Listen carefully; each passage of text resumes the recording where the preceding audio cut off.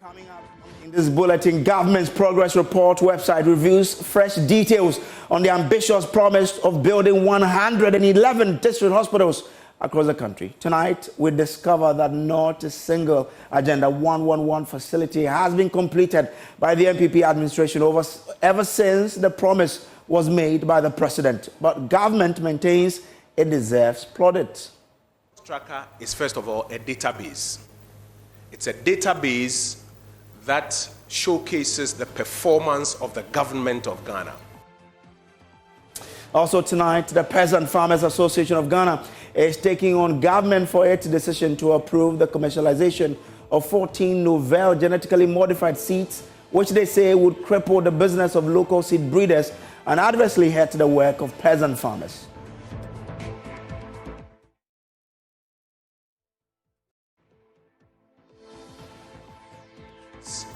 That showcases the performance of the government of Ghana. And it showcases it through the various projects that have been executed across the 261 districts. And this database has two interfaces. One is a website. So you can go onto that website, www.performancetracker.gov.gh, and you can access that database, and shortly I'll take you through that database. The other is an app. Today, the mobile phone is a very powerful tool, sometimes even beyond what your desktop can do. And on the app, on the iOS system, as at now, I'm told the app version has been uploaded. And in the coming weeks, on the Android system, the app version will also be uploaded. So it's a database.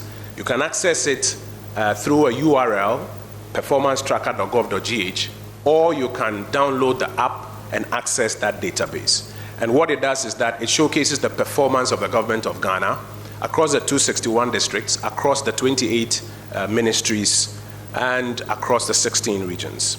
Now, what I encourage you to do is to, as you go through the tracker, pick some of the data sets or the metrics that you find very important. I selected 8, which I want to share with you. And don't ask me why 8. I just found 8 to be an interesting number, so I picked 8. Now, these are just a few metrics, 8 metrics that I picked from the platform just to highlight. As I mentioned earlier, when you're talking about the conversation on roads, you will find about 11,974.96 kilometers of roads constructed and rehabilitated from 2017 to 2020. That's a 158% increase over the 2009 and 2016 data set. Jobs created between 2017 and June 2023, when this data was put in, a little over 2 million, so 2,087,000. And to tell you the source of the data coming from SNIT, so SNIT is the one that is providing this data. So for every data set that is uploaded there, the source will be made available. Government Agenda 111 project, and this is very interesting. Agenda 111 project, when you take the numbers and you add it to the previous health infrastructure that existed, by the time we are done, healthcare infrastructure would have gone up by 55.9%. That is the addition of half of the stock that existed already to Ghana's health infrastructure. And I think we can give ourselves as a country a big round of applause on this one.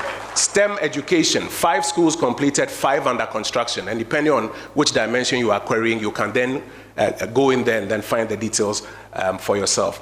Over 5.7 million children benefiting from free SHS and TVET education as at June 2023, when this data was put in. I know that data set has even improved between then and now, because June, then there was September intake, etc. But as at that time, 5.7 million children benefiting from free senior high school and TVET education.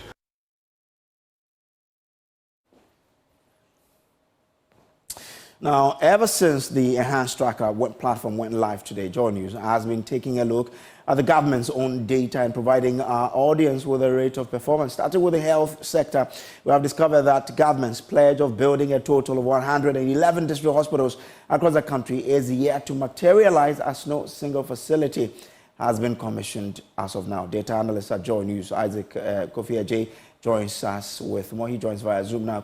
So, Kofi, what was the Agenda 111 project and what were the timelines given by government? All right, so since this tracker went live, We know the government has about 8 months to end the year. Within 8 months, a lot can happen. But as it stands now, what is the picture like? And what our data team is telling us is that not a single project of the Agenda 111 has been completed and commissioned. So we're putting that against what government has on its website. Again, we also look at, on the tracker, government is talking about the one district, one factory. We will be tracking that as well. My colleague, Kojunyako, will be joining us as well as we'll be taking you to Kumasi to get that as well. Let me take you to Kumasi now because Nana Yaboache Dankwa has been following up on the progress of work on the 1D1F project in the Ashanti region. He joins us via Zoom now with some details. Nana Boache, you've been monitoring how the issues are. What have you been finding out? So, Kojo, for the Agenda one District, One Factory initiative, I must say, we've done checks on two major factories, the Agogo Plantain Processing Factory and also the Jankoba Ginger Factory. For the Agogo Plantain Processing Factory, we've done two checks twice. That is last year, and then this year, just last month, we did our final check on the Agogo Plantain Processing Factory. On the performance tracker launched today, the Agogo Plantain Processing Factory is 100% complete, which is against the checks that we have done when it comes to tracking the progress of this particular plantain processing factory. When we went to Agogo, for instance, the roofs were peeling off. We found bags of cement and also blocks, which indicates that works are still ongoing, clearly showing that it is never 100% complete unless government has a different definition for 100% completion. But then we could see that bags of cement were still available at the place. We could see blocks, which clearly shows that work is still ongoing. Roofs were even peeling off when it got to that particular point where the structure was about completed, especially for the security checkpoints. Roads leading to the Agogo Plantain Processing Factory are deteriorated, which clearly shows that there is a lot to be done for this particular project to be called completed. Also, when we made our checks at the Jankoba Ginger Factory, the Jankoba Ginger Factory is being covered by weeds. Work is still ongoing, which also shows that it is never 100% complete. Because when we spoke to the DCE some time ago, he said that they need some money to make sure that they could bring in machines and also some works that they have to do on the entire structure. And so for the two major projects that we've visited, i.e. the Jankoba Ginger Factory and then the Agogo Plantain Processing Factory, we can clearly report that our checks says something else, contrary to what we have on the performance tracker. So you're saying that with the Agogo Plantation Factory, is it the case that if we get an investor, he or she can start producing today? Or that's not it, unless he brings in some more equipment? Well, when we spoke to the MCE, he indicated that the only thing they need at the moment is funding. You could see that from the report we filed earlier, you could see the structure about 60% complete. Now what we need are machines to be placed inside the building and also complete some other parts of the structure. And if they get money right now or any moment from now, they can bring in these machines and then complete the other parts of the structure which needs to be attended to. And so the MC indicated or said to us that they only need funding, and if they get it, they can complete it anytime soon. Interesting. What of Agenda 111 facilities in the Ashanti region? Have we done any work on any of them? Well, we've done our checks on the Trede Government Hospital, which is under the Agenda 111, and then our checks on the Asokori Mampong Agenda 111 project. For Asokori Mampong, work is still ongoing, and then for the Trede, we can say it is about 60% complete when we spoke to authorities with regards to the rate at which they are now. They said that it is about 60% or more complete. But then for Asokori Mampong, work is still ongoing. Authorities were unable to tell us the pace of work or where they've got into right now. But then we could clearly see that work is still ongoing when it comes to projects on the Agenda 111. If you look at the rate of work, is it possible they will be completing anytime soon or before the close of the year? I can say for the it can be completed immediately they get money or they get funding. When I did my checks on the Agenda 111 project, I can clearly say that they only need money to complete this project. If they get money right now, it wouldn't take much to complete that project. But then for their Sokori Mampo Agenda 111 project, I cannot say same for that project because they've not really gotten to any point where we can say funding can even speed up the pace of work. All right. I'm grateful to you, Nana, for joining us here. Let's bring in our data analyst here at JoyNews, Isaac Kofi Ajay, who has also joined us now. So, Kofi, let's understand the sort of timelines government gave itself in completing the Agenda 111 project. Look at the 2024 budget. That's the government gives an indication of how they intend to finish this project, and they say by 2024 they should be done with the Agenda 111 project, and that's stated in the 2024 budget. Same was said in the 2023 budget, where government was also hoping that by the end of 2024 the Agenda 111 hospitals should be completed. Interesting. Now, if you look at that now, let's subject to a test on what is on a performance tracker. On this website, government appears to be working with its own matrix on a figure different from the initial 111 promised. What do we know? So we've been checking from the tracker or the platform that you have this Agenda 111 project. So instead of 101 hospitals, we were able to count 109 hospitals on the tracker. Now, out of these 109 hospitals, 88 of them were labeled as under construction. 21 of them did not have any, completion status. So they termed it as 0% completion. And indeed, if you subtract 109 from 111, that simply tells you that 2 of the projects could not be found on the portal. And then also we did some sort of computation looking at the 109 hospitals that were found on the tracker. Now, out of these 109 hospitals, if you strike an average, Kojo, the completion rate is around 36.3%. That is, if you strike an average of all the completion rates of the 109 hospitals captured on the platform. Now, if you look at the hospitals tagged or labeled as under construction, all of them, they have an average completion rate of 44.9%. And we've also been looking at the regional breakdown of the data, and you could see that the region with the highest average rate of completion is the Western region, 64.9%, followed by the Ashanti region, 18 projects with 60. The Greater Accra region has the lowest completion rate, 17 projects, but the average completion rate is somewhere around 12%. Now, the area or the place with the highest completion rate is a place called Sang. There's a hospital there that has a completion rate of 75%.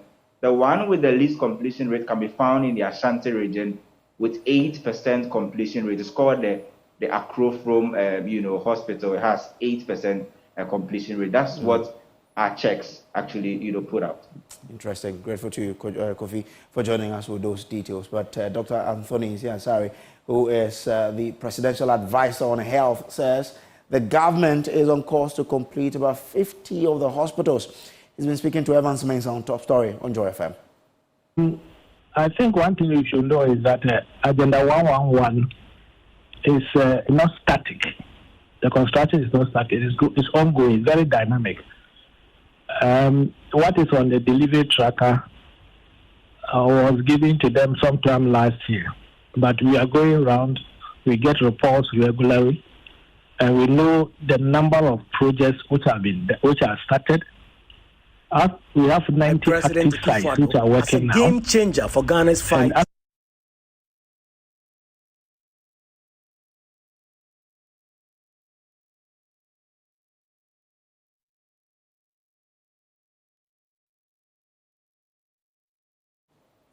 Well, apologies for that there. Now, so that has been the presidential advisor on health. But even as this goes on, the Minister for Works and Housing, Kojo Nkrumah, thinks that government deserves some plaudit for what is being, for what government has been able to achieve. We'll be keeping an eye on that particular. But let's still stay a bit more on the tracker and check on the One District, One Factory initiatives as well. In February 2023, JoyNews Hotline documentary titled One District, Some Factories put spotlight on government's 1D1F project. The documentary tracked the progress of work done by government on some of these projects. The producer of the documentary, Richard Kojo, joins me via Zoom to go through what government has on a tracker. So, Kojo, how many of these factories did the documentary focus on? Well, so Brace, we looked at 28 factories countrywide. So we went to the Western region, the Central region, the Ashanti region, part of the Greater Accra region, the Eastern region, and the Ashanti region. And so these were the areas our documentary, One District, Some Factory focused on. So we basically looked at 28 of such factories at the time.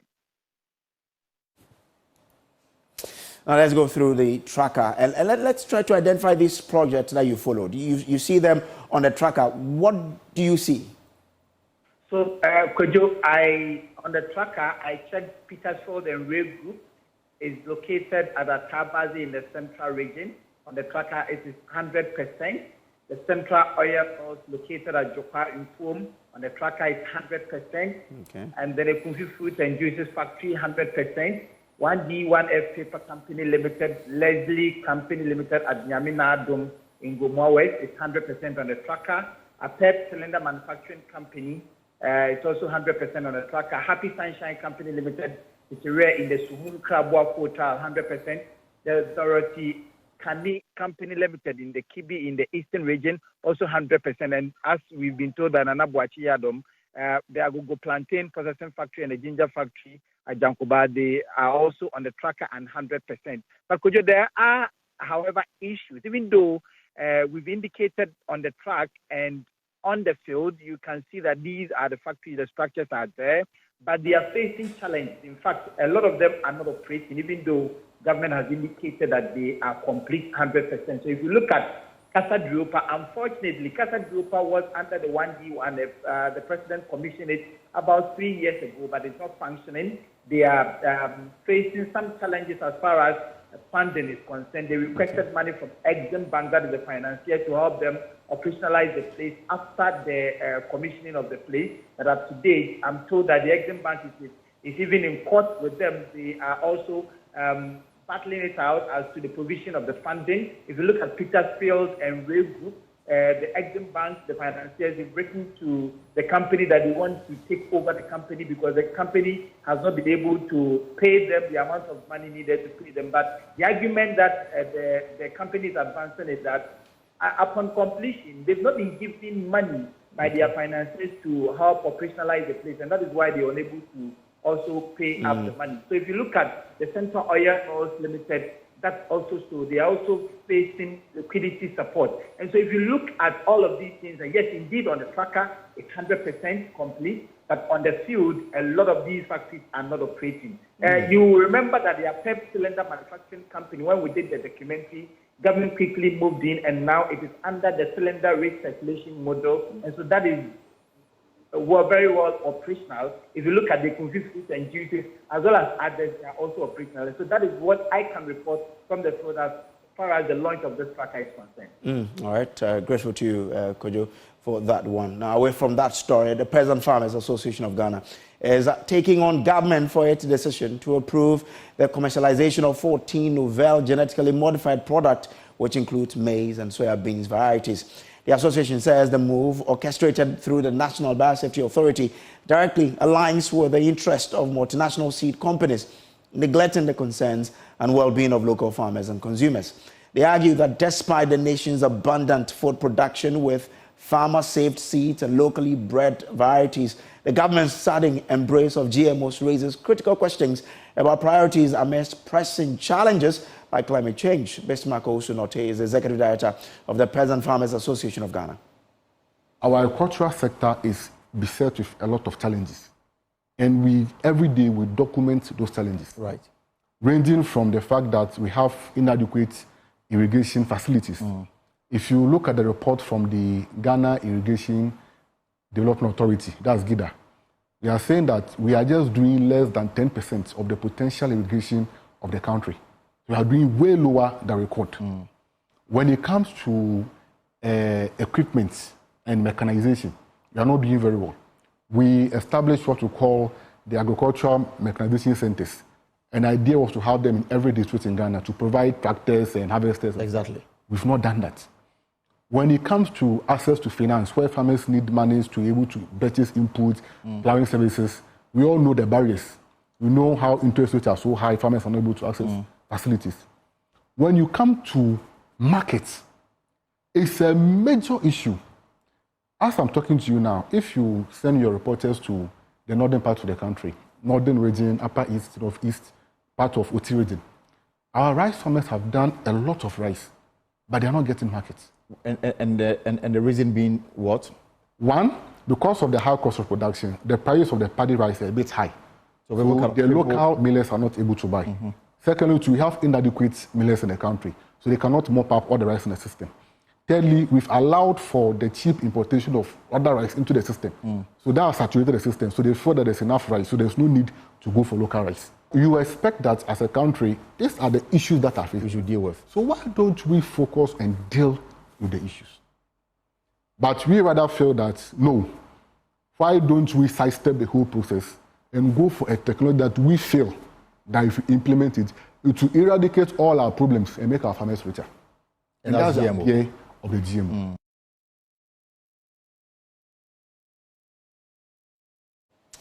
Well, the National Biosafety Authority has been responding to the concerns raised by the Peasant Farmers Association of Ghana. The NBA clarified that these genetically modified seeds are not for cultivation, but designated for food, feed, or processing purposes. Let's bring you the details of this statement that they've shared with us. Now, if you look at it, it says, so if you look at the statement, it says the attention of the National Biosafety Authority has been drawn to some inaccurate media reportage about the NBA's registration of 14 novel GM event in the country.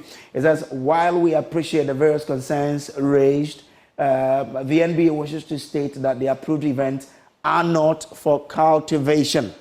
So they are for different purposes. The NBA wishes to state categorically that those events or the product have not been imported into the country for food, feed, or for processing yet. So that's the clarification from the NBA. It says the 14 approved products made up of 8 maize and 6 soybean events must be emphasized are not intended for cultivation.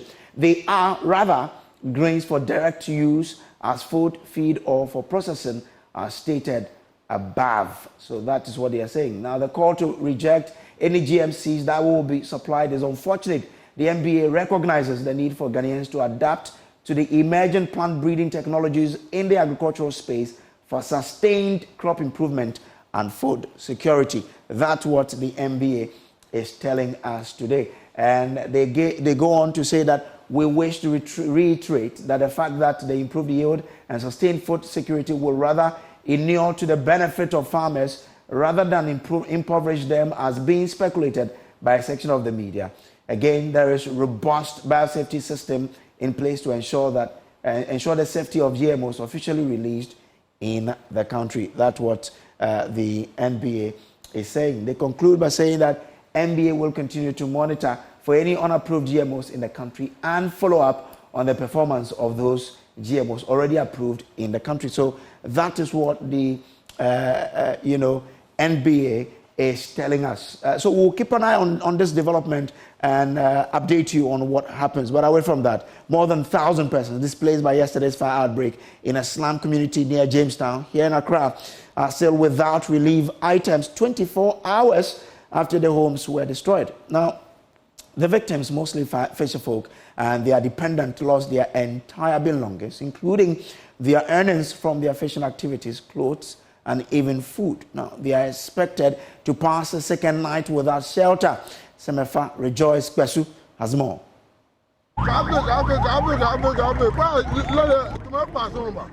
The fire swept through over 500 wooden structures that served as shelters for the community. As a result, scores of families have been forced to sleep in the open with little to no access to basic necessities. The lack of immediate shelter, coupled with the destruction of personal belongings, has exacerbated an already dire situation for the affected residents. Individuals who lost their shelters in the blaze are now appealing to authorities for essential aid. Last at around 1 something. We were sitting close to the sea and we scented smoke and we thought it was someone burning charcoal. But we weren't convinced enough, so we decided to check where that thick smoke was coming from. Upon our arrival, we saw our homes burning to ashes. We didn't have enough water, so we didn't have a choice to go and fetch water from the sea. Indeed, we lost a lot. Ashui Abwa Fandan and Tersumbi and a fee Biniska Binidi 30 million between 70 million between the 6 million. The abandonment of Meskaya Washo. I know skates then who say Edis Sewam Passa and I be the ma. I reform what about funny what I name what I call into your 2 to men at Ashadati. The Kade offend. But Pano Botiado, Chinese for Dana, Ways Adanacasin. I want to find Yakade, Nay Biampo Yanda. Assembly member for the Gbagba City, Jamestown area, Festus Ni Ai Hayford, has been speaking to Joy News. This place is a business area, so it's not a place for people to be living. Even though people do come and then after work, they have some massive structures around which they try to spend the night and all that, because some would have to go for sea probably at dawn or early the following morning. So those whose properties have been destroyed are the fishmongers. Fishmongers, yes. They have lost a lot of things. Engaging some of them. Yesterday I came around when the fire was being quenched. And then we saw a few of them who were trying to salvage the few things that were left for them. It was a difficult scene to behold. A few of them who had to leave just step out. Those who were able to salvage some of their stuff, they bought abubuya and then some other means of transportation to take them back to wherever they are coming from. Those who don't have anywhere going, they have to pay to their friends. That was what I saw, but just for us to know that this place, like I mentioned earlier on, is not a residential area. It is a business area.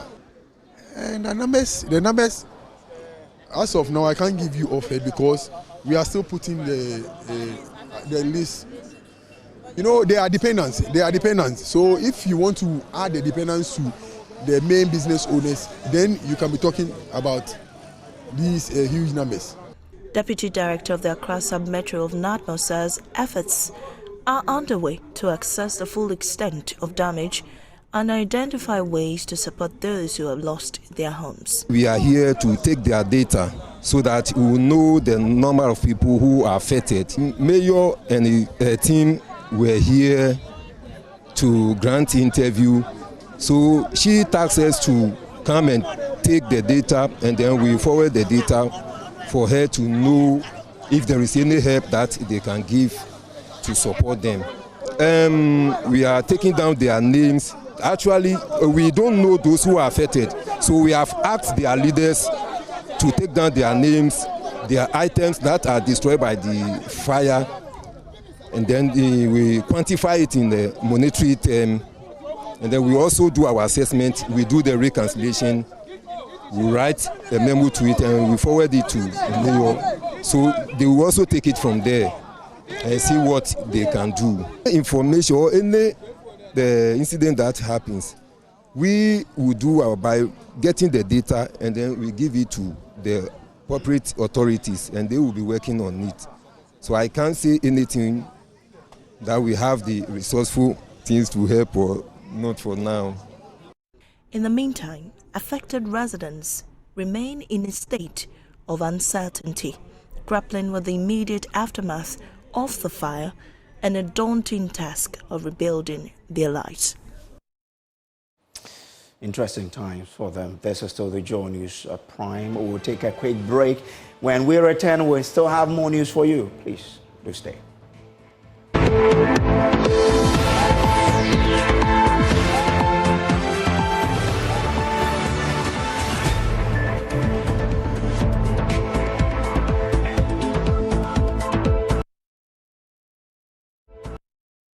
Back from the break. Let's do some political stories now. Remember that the election headquarters is brought to you always by Petrosolio Clean Fuel in full quantity, Chartered Institute of Management Accountant, and the American Institute of Certified Public Accountant, together as the Association of International Certified Professional Accountant, and also the German Ozone Medical Center, Alternative Therapy, Dental Wellness and Beauty. Remember, the election headquarters is for an informed electorate. Now, the parliamentary candidate for the New Patriotic Party in the Central Town constituency, Godwin Ayikpa, has hinted at leading an agenda to transform the livelihood of constituents in his jurisdiction. He outlined 6 well-thought-through visions that cover the areas of technology, agriculture, financial support, sport, tourism, and culture, which would be implemented to aid in achieving this feat. Speaking at a media engagement to outline his vision, Mr. Ayikpa stressed that change is necessary for the representative of the Member of Parliament of Central Town to harness development. The New Patriotic Party, led by Godwin Ayikpa, seeks to wrestle the Central Town parliamentary seat from the opposition National Democratic Congress. The governing party is expecting to capitalize on the achievements of the Akufo-Addo-led government to convince electorates to reject the NDC in the December general elections. Mr. Ayikpa indicated that the constituency has benefited from increased access to potable water, 22 educational projects, 9 projects in the sanitation sector, 9 health facilities, and 4 market projects.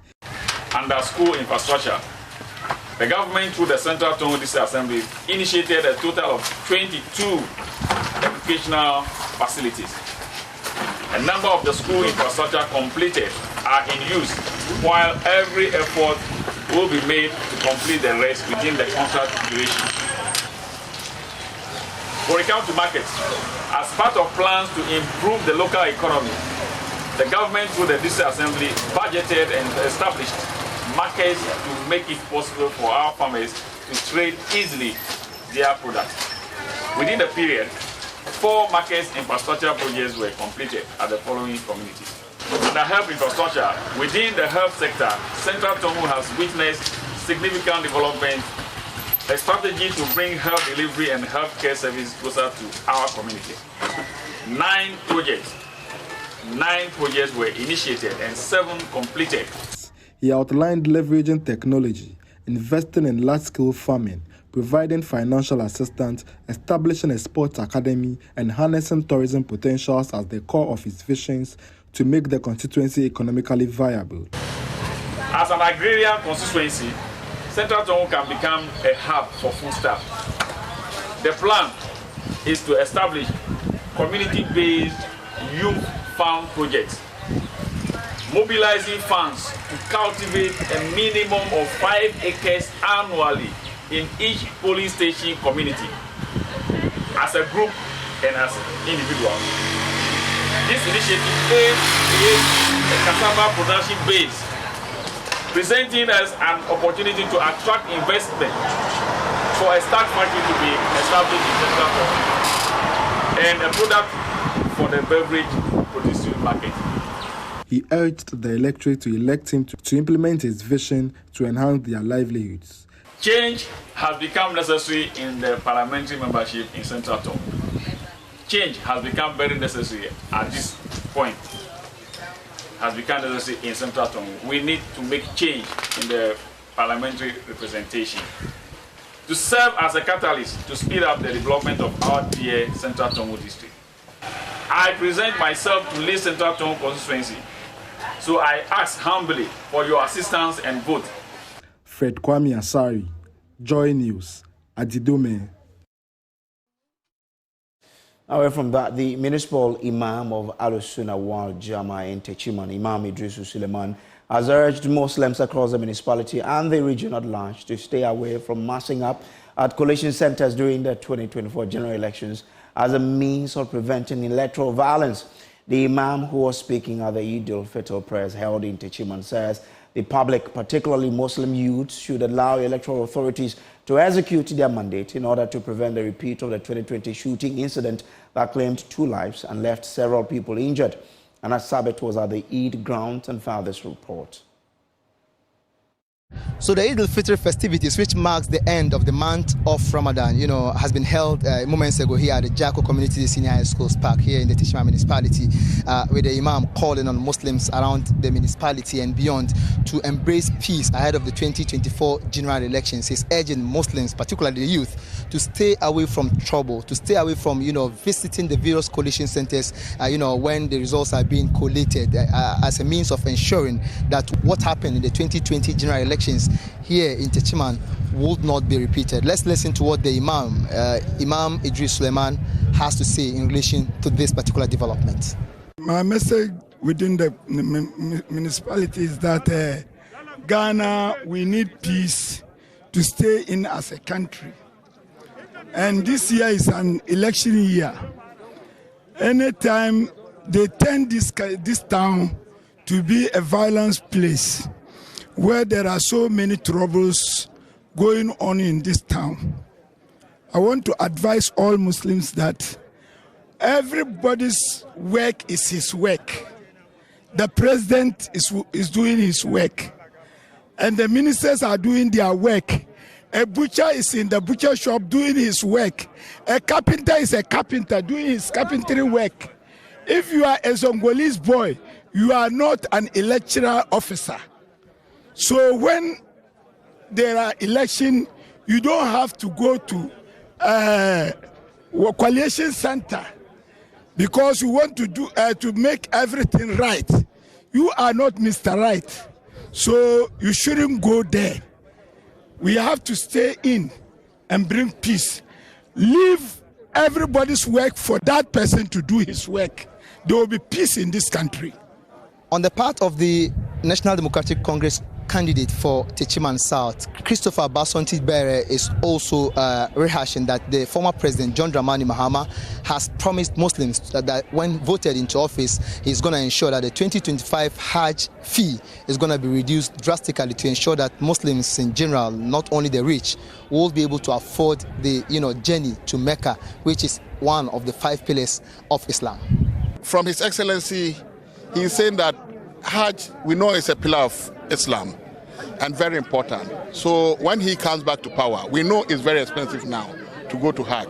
He is going to make sure that he will reduce the cost of Hajj drastically so that Muslim brothers can afford it to attend. It shouldn't only be for the rich and for the affluent, but for any ordinary Muslim who is willing to attend. Finally, Mr. Christopher Bere is also assuring Muslims that the former president and the National Democratic Congress as a party will ensure that the LGBTQ plus bill, which is currently, waiting for the president's signature, will be something that will not be entertained here in the country. He also wants to assure you, especially the NDC party, that LGBT is not part of us. We believe that men should marry women, but not men marrying men and women marrying women. That thing will not be accepted by His Excellency John Dramani Mahama and the NDC party. We are very grateful. So this has been developments here at the Jacko Community Senior High School, where Muslims in Techiman, particularly the members of the Ahlus Sunnah al-Jama'ah sect, observed the Eid al-Fitr festivities. From Techiman for Joy News, my name is Anna Sabit, reporting. Well, election headquarters, as always, is brought to you by Petrosol, your clean fuel in full quantity, Chartered Institute of Management Accountant, and the American Institute of Certified Public Accountant, together as the Association of the International Certified Professional Accountant, and also the German Ozone Medical Center, Alternative Therapy, Dental, Wellness and Beauty, election headquarters for an informed electorate. Now, let's bring you a very interesting story. Now, latest data from the Ghana Statistical Service has revealed that beans and gari, popularly called gobe, dog meat and pito, are amongst highest contributors to inflation for the month of March, pushing the rate from 23.2 to 25.8%. The contribution of transport to the latest inflation rate has increased by 100%. The data also reveals that alcoholic beverages, tobacco and narcotics are among top to the increase in inflation for this month. Let's look at what the data really says. Now, if you look at it, for inflation for the month of March is 25.8. But how do we break this down? If you look at it, we have food inflation, it stood at 29.6%. Non-food inflation stood at 22.6%, which means that what we eat is pushing inflation rate to rise. Now, inflation for locally produced items was 26.63%. But interestingly, for the imported items was 23.8%. That's the difference. Now, if you go on there, let's look at the trend in inflation rate or the rise of changes in food prices or price of goods and services. If you look at it, it says in January 2024, we had 23.50%. It dropped to 23.2% in February, and then it has jumped to 25.80% in March, probably influenced by the Easter festivities. But what are the top 10 products contributing to inflation rate rise in March? We have cabbage, which contributed to 67.5%. Why? Is it because of the festivities? Anyway, tea bags, we had 65.8%. Fresh tomatoes, 56.9%. Boys' clothes, 56%. And then we have, interesting, dog meat. It came up with 54.3%. Plant and flowers contributed 52.1%. Outdated salt contributed 52.1%. And pets, 51.2%. So a lot more people are getting pets. Then, favorite for boys, gobe, came out with 50.1%. And carrots also contributed 50%. So that's how, the data is looking like. Very, very interesting there as to how the inflation for March has been. This is still the JoyNews Prime. We'll take a quick break. When we return, the queen of showbiz, Becky Bex, will be joining me with Showbiz on the Prime. Stay.